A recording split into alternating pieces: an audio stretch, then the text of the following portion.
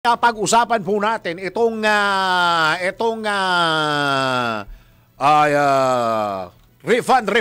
Okay? Alam nyo naman, pagka-refund ang pinag-uusapan, alam kong nakikinig kayo. Alam kong nanonood kayo pagka-refund sa Meralco pinag-uusapan. At nasa linya po natin ngayon ang Vice President at Head of Corporate Communications, si Mr. Joe Zadelriaga. Sir Joe, maraming salamat sa pagsama sa Ronda Pilipinas. Yes, Dennis, magandang umaga sa iyo at sa inyong mga tagapakinig at tagapanood. Isang mapagpalang umaga po sa inyo. Salamat sa pagkakataon, makakapagpaliwanag. Iyon. Sir Joe, bago natin puntahan yung refund sa Meralco, pwede ko bang kumustahin itong dati may proyekto kayo yung yung mga spaghetti na yes. Yung sa mga poste-poste ng kuryente. Kumusta na po? Tawag namin diyan anti-urban blight operation. Talagang masigasig at walang pumpay naming tinutuloy ito, Dennis, kasi kailangan natin masiayos yung ating mga pasilidad, particular yung mga sampay dyan sa mga poste namin. In fact, just several weeks ago, meron kaming isang malawakang operasyon dito sa Maynila. And we were honored that no less than the city mayor, si Mayor Isko Moreno, ang sumama sa amin. At dito sa May Binondo, may mga inayos kami dyan. And tuloy-tuloy naman ito. This is franchise-wide. Metro Manila and the adjacent provinces that are part of the Meralco franchise. Wala naman kami let up. So, at the end of the day kasi, Dennis, ang kailangan dito yung safety ng community. Tama.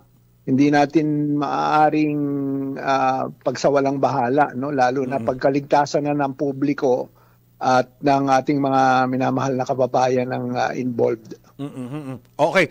Sir Joe, hindi naman ibig sabihin na kumpul-kumpul yung mga wires na yon, para malaman po ng mga kababayan natin, hindi naman lahat ng mga wires ng mga ganon na mga poste, hindi naman ibig sabihin lahat yun Meralco, Sir Joe, di ba? Hindi. Oo. Kasi yung Meralco, siya yung nasa pinakamataas na bahagi, no? Usually standalone yun. Ang tawag dyan, mga attachments, line attachments.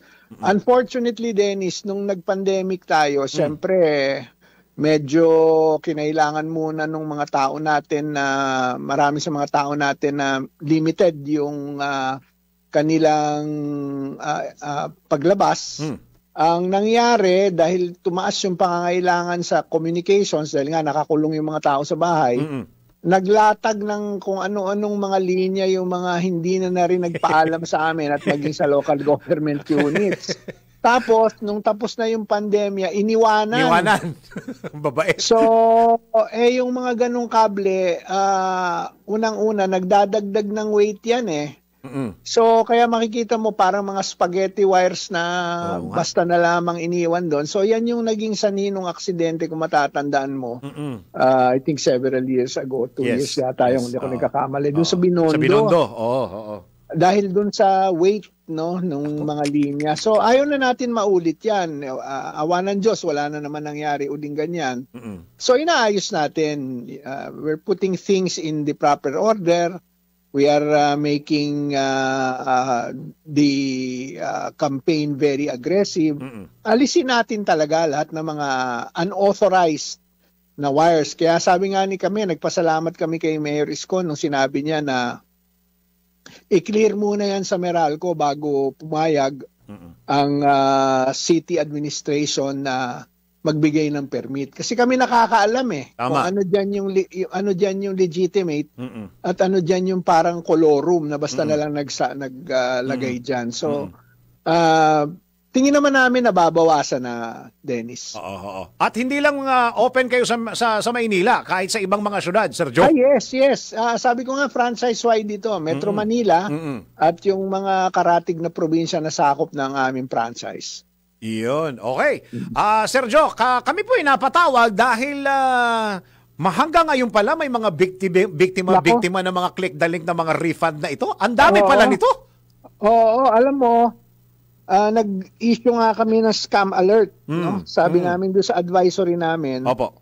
Huwag kayong maniniwala dito kasi sample lang ito, Dennis, sample lang. Opo. Kaya halata mong peke. Oo. Nakalagay dun sa message, e-wallet, no? You received, kunyari, 1,280 bill adjustment refund from Meralco. Yeah. Confirm via, tapos may link to credit your e-wallet account. Ito itong nakakatawa. Expires bukas if not claimed. Pagmamadaliin ka pa yun. Parang sabi ko, parang gusto ko magtusok ng fishball eh. Di ba yung joke noon, na tusok-tusok na fishball. Parang ganun yung dating nito eh. Parang halata mo naman peke. Pero sana naman hindi na ito patulan ng mga kababayan natin. So we are providing the ample warning, no? So I'm really thankful sa iyo, Dennis, at sa DWIC. Yes, po, sa opportunity na mabigyan kami ng babala tungkol sa aming mga para sa kapakanan ng mga customer namin para dito sa mga kumakalat na text Nagtataka nga scams ako, Sergio, hanggang ngayon pala may nabibiktima nito maski naggrabe na yung massive campaign ng gobyerno. Kami dito mismo, yung mga ibang networks, meron na rin mga warning. Hanggang ngayon pala, mataas pa rin yung mga biktima nito. Alam mo naman, pag sinabing refund, o may tatanggapin kang pera, o merong tumawag sa'yo, sasabihin, magdeposito ka ng 10,000, babalik sa'yo 20,000. Alam mo, when it comes kasi to money, pag pera na tatanggapin mo, nawawala ko minsan yung bang parang yung sense of judgment mo kung tama o mali. Parang sa salitang kalye yan, nawawala yung katalinuhan, Sergio. Oo, parang nawawala ka sa wisyo. Parang you are hypnotized into believing this fallacy, no? Unfortunate, pero ganun yung strategy nila eh. Lilinlangin ka na magkakapera ka pero actually ikaw yung mawawalan. Iyon. So paano ba ito, Sergio? Ano ba talaga? Paano ba ginagawa ng Meralco itong mga refund na hindi. ito? Tatanggap ka ng liham mula sa amin at advice. Directly from Meralco. Wala kaming pinakakawalan ng mga ganyan.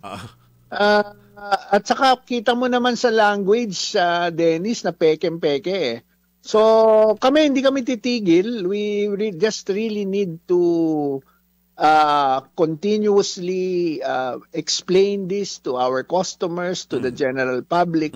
Ako mismo tatayo na ako dito bilang si Joe Saldariaga na kumari ho, wag na natin patulan itong mga ganito. Basta may mga ganyan na papaklik kayo, ignore. Yun lang ang sasabihin ko. Ulitin ko, may mga ganyan, kahit hindi sa Meralco, pero sasabihin mag-click kayo dito, ignore. Delete nyo na kasi malamang peke yan at mawawalan lang kayo ng pera. Saka Sergio, baka mamaya inilagay nila yung telepono dyan tapos napindot nung anak nila nung naglaro. Patay na. Oo, at saka parang yan yung data privacy mo, di ba? Correct. Ma-compromise. I mean, hindi mo naman kailangan i-click yun. Halatang-halata naman na peke yun, Dennis eh. So, as a precautionary measure, dagdag ko na rin, we encourage our customers to transact. Ulitin ko we encourage our customers to transact only with Meralco through our official channels. So ano to? Yung business centers o kaya yung My Meralco app. Yun lang. Yun. Business centers at saka yung My Meralco app. Kung may mga links na magpapadala sa inyo, ignore. Kasi as I said, let's be very vigilant. Sayang ang pera natin, pinaghirapan natin yan, mawawala lang sa mga scammer. Yun. Paano ho yung billing na pinadadala sa bahay? Kayo po ba yung nakikipag-communicate doon sa mga billing letters na yon? Yes, definitely. Okay. Sabi ko nga, basta official Meralco, may logo kami. Halata naman Tapos, hindi kami nagpapasend ng official transactions through clickbaits o yung mga links. Kasi malamang hindi. Wala ka ng control yan sa links na yan eh. Hindi totoo yung mga yan, Dennis. Sabi ko nga, only transact to our official channels, business centers, at saka yung My Meralco app. Yun lang. Wag na silang sapalaran dun sa mga links na hindi naman sigurado sa integrity. Kapag ka merong refund naman, Sergio, automatic naman po yan ay binibigay na sa mga kababayan natin, di ba? Yes, credited to bill yan eh. Yun. Hindi mo naman yan kailangan i-click. At saka kung tatanungin ka pa ng gusto mo ba ng refund? Of course, gusto ko ng refund. Wala nang tanungan ng hindi. Gusto mo, siyempre kung gusto mo ng refund, ibibigay na Meralco yan, automatically kay credit yan sa bill mo. Yun, para mabawasan din yung billing mo yes, every at saka month. para maiwasan din yung mga ganitong, siyempre, mga pananamantala nitong mga scammer. Yun. Daming scammer, Dennis. Siguro one of these days, pag-usapan natin. Ko yan. Opo. Yung po bang refund, nangyayari pa rin hanggang ngayon na kasama sa proseso? Yes, yung tawag namin doon, yung annual update on the billing deposit, no? On the bill deposit. Either refund yan o top up. Pero sabi ko nga, kung refund yan, credited to bill yan. Yun. I-touch ko na rin. Yun po bang mga prepaid po ba? Kasama ho ba sa mga refund yun? Yes, kasi meron yan automatic mechanism kung saan yung bill niya ay kung minsan yung rates niya i-adjust. So ibabalik yung kanyang naibayad na over na nabayaran niya, no? And usually yan kinikredit sa susunod na billing niya. Similarly, kung kailangang habulin, yan naman i-credit din sa susunod na billing niya. Kung kailangan ng tawag namin dyan na under o over billing na tinatawag, Dennis. Oo. Gano'n na hong karami ang nagpi-prepaid do? Particularly muna sa Metro Manila. Ilang percent na po? Sa pagkakaalam ko, yung total, mga sa 100,000 Ballpark. Wala lang akong eksakto ngayon. Hindi ko lang sa ulado. No? Pero marami na rin, Sir Joe. Oo. Babalik ko lang, kung kunyari, nagbayad ka sa prepaid mo ng yung rate mo nag-adjust, it's either, ang mangyayari dyan, under o over recovery. Yung tinatawag doon, under o over recovery. So kung under recovery, ibig sabihin nun, may konting top up yung customer. Kung over recovery naman, i-refund ka. Yun. I-credit sa bill mo. Sergio, meron hong text sa akin dito yung kababayan ko. Ipagbigyan ko na. Total, kausap mo pare ang Meralco. Tanong mo nga na totoo bang bumibili sila ng kuryente dun sa mga solar na nasa bahay pagka sumusobra kuryente? Ito po, Sergio. Tawag dyan net metering. Oo. May ganun infrastructure talaga, Dennis, na yung kunyari, may sobra kang kuryente, pwedeng i-export. Tawag na export Babawas talaga sa bill mo yun. Pero kayo po, as Meralco, bumibili ba kayo ng kuryente sa mga nagsosolar? Yes, technically yes. Kasi ina-export nila sa amin So makikita nila yan sa bill nila. Kaya may mga ibang nagsosolar, sabi nilang mura na lang ng bill namin kasi naka-export kami sa Meralco grid. So yun, that is one of the options of of having a solar rooftop system. Yun, very good. Okay, Sergio, huling paalala para sa ating mga kababayan na nanonood, nakikinig, naka-follow social media. Go ahead po, Sergio. Well, let's all be vigilant. Lagi nating tandaan to think first before you click. Kung may katanungan naman kayo tungkol sa inyong bill, bukas ang aming mga tanggapan. You can also send your inquiry sa aming official Meralco Facebook page or sa pamamagitan ng pagtawag sa aming hotline sa 16211. Dennis, ang final reminder ko, mag-iingat po tayo. Ang mga scammer, magpapadala ng kung ano-anong link yan, wag na natin i-click. Think first before we click.